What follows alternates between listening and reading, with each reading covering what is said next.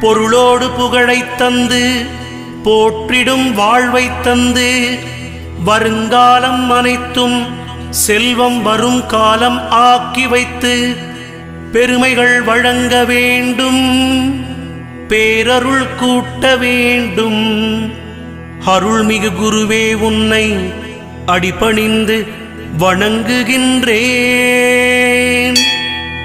வருடம் ஓர் ராசி வீதம் வட்டமாய் சுழன்று வந்தே தருகிற பலனை நாங்கள் தங்கமாய் ஏற்றுக்கொள்வோம்.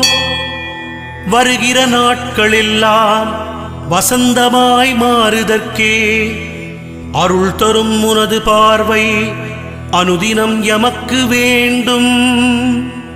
குருவே, நீ பார்த்தால் போதும் கோடியாய் நன்மை சேரும்.